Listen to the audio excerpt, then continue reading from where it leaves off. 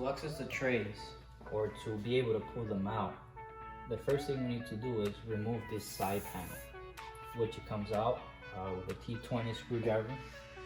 One screw on the top and slides out. This will give you access to unplug the trays from the side. If you don't remove the side panel, you won't be able to unplug the trays. So if you want to access the trays and be able to pull them out, the first step is to remove the side panel. After removing the side panel, the second step will be to undo the plug of the tray. So for that case, you push the clip and push towards the inside of the machine, and that will release the actual clip. Then you need to undo the actual tray harness from the bracket. So in order to do that and give yourself more room, you need to push down the tabs on the left and also the one on the right at the same time.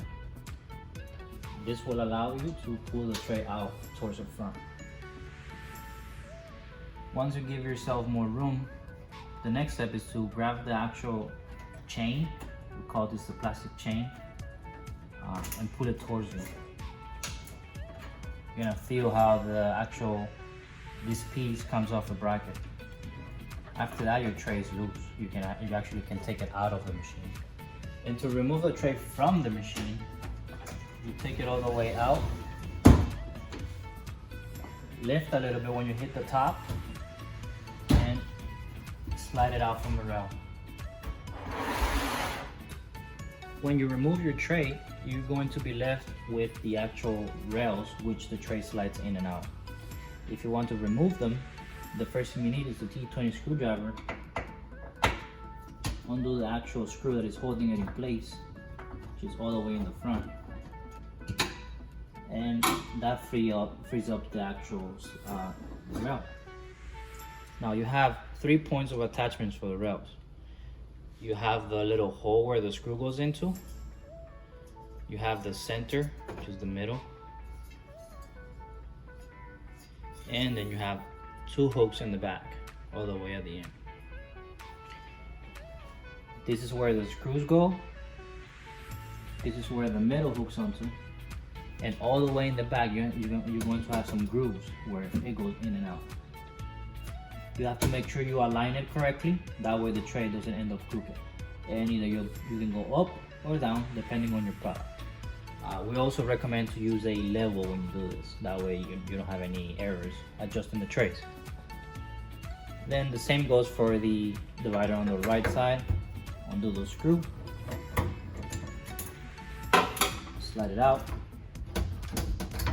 You also have the 3 points of attachment, which is the screw, the center, and then the notches all the way at the end. Notice that the rail on the side has this plastic piece, so be careful not to lose that.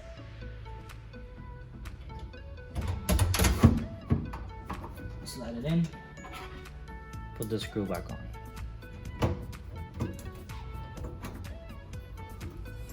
To slide the tray back in, you have to make sure that the actual the wheels for the tray go after the wheel for the rail. It goes in through here and then it slides all the way in. Remember, the wheels go after the wheels or behind the wheels from the rails. That way it allows you to slide the tray back in.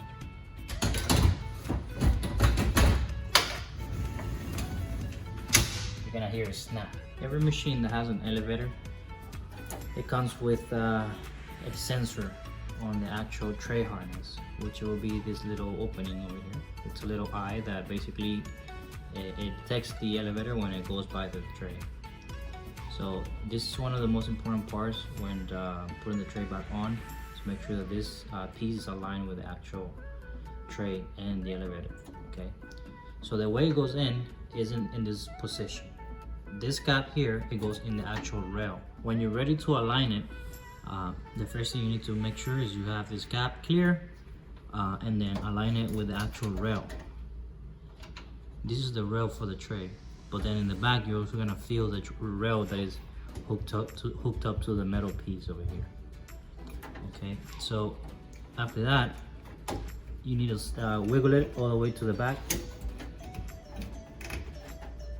and you're gonna feel when it hits the top and the bottom should be flush. A good way to confirm that your sensor is flush mounted or it's mounted correctly is when you lock the tray. The tap should be up. If for any reason it's not mounted correctly, this is the type of thing you're going to see. The sensor will stick out. So again, make sure it's all the way to the back. Make sure it snaps like that. We have two types of trays.